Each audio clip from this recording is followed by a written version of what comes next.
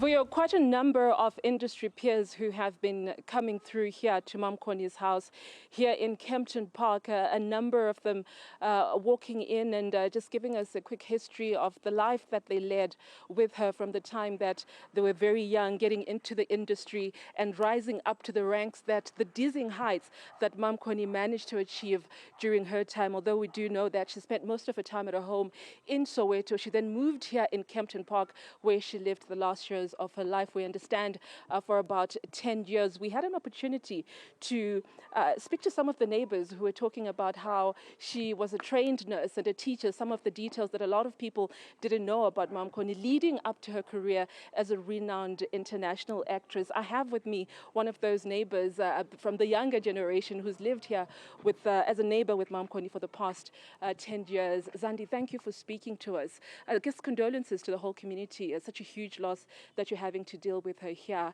Could you tell us about Mam Connie, how you lived with her as a community, with the big name that she was, but of course, being a neighbor, being a community member within yourselves in Kempton Park?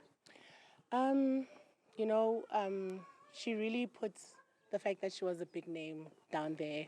She was really part of the community. She was very visible within the community. She's been here for over 10 years. She was very giving. She was very, passionate about fighting the crime around here. She was very visible. She's in every community group, reporting. She's a very giving person. She used to give out food to the homeless at some point. And yeah, it's a very great loss to the community as a whole. We have come together as a community to, pay our condolences to the family as well. And yeah, we're really experiencing a very great loss within the community, not only just as a neighbor, but, as a child, because I am her daughter's friend. It's just... Yeah. Devastating news indeed. A number of people that we spoke to earlier talking about how this was unexpected for them. Days leading up to her not feeling well, that she was full of life, had a lot of vitality. What do you remember of those days leading to this unfortunate day? Last time I actually spoke to her was a few weeks ago, and we were talking on the phone over a video call. She was at the hospital, and she was telling me, Zandi, I'm coming back very soon. You must cook for me. You must do this and that. And I'm like, we're going to throw you a very big celebration as soon as you come back. When I heard the news, I was devastated. I was shocked because leading up to, yesterday, she was fine. She was a person who we thought, in about 2 or 3 days, she's going to be discharged from hospital and she's going to come home and we are going to experience the homely, loving feeling that she always gave us. But unfortunately, God decided otherwise. Yeah. I remember in one of her interviews, she spoke when she was asked what legacy she wants to be remembered as, and her answer was she wants to give people the liberty to remember her as they see fit. Yeah. But given an opportunity to reflect on that, how would you remember her, or how would you like for her to be remembered? I would like for her to be remembered as a person who was straightforward.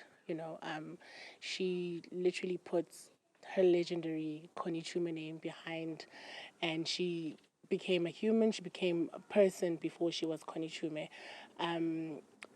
She was a very strong person. She was a very humorous person. She'd always keep everybody laughing, very comforting, very welcoming into her home. I'm sure a lot of people have been here a few times before because, she was very welcoming and comforting. And she was a mother, especially to us, the younger generation. And we never actually knew her age. We were actually so shocked when we learned that she was 72 years old. Wow, we thought maybe she was in her 60s, 50s, But yeah, she was a very vibrant, fun-loving person, very straightforward. She knew black from white. There was never a gray area. And yeah.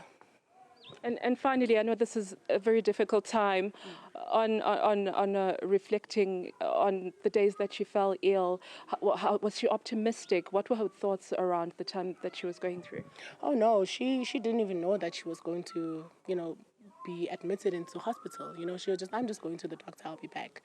And then 1 day went by, 2 days went by. She's like, oh no, next week I'll be back. And so on. And she was very optimistic. She didn't even, show signs of even being admitted into the hospital. But, as soon as she was, even then she was also optimistic. We'd go to visit her a few times in a week.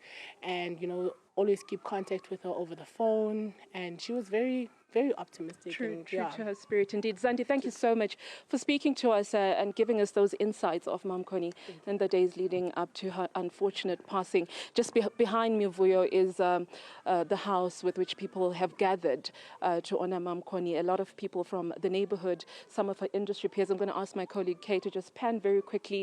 Of course, we're giving them their privacy, so we'll not be going inside this house, although we've been welcomed here.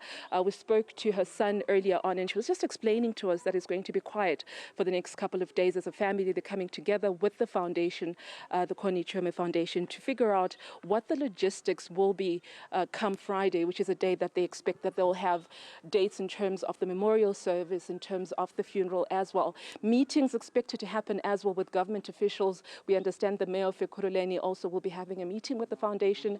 We also understand the MEC will be having a meeting with the family as well to understand what they need in terms of assistance and the arts and sports department as well, Vuyo.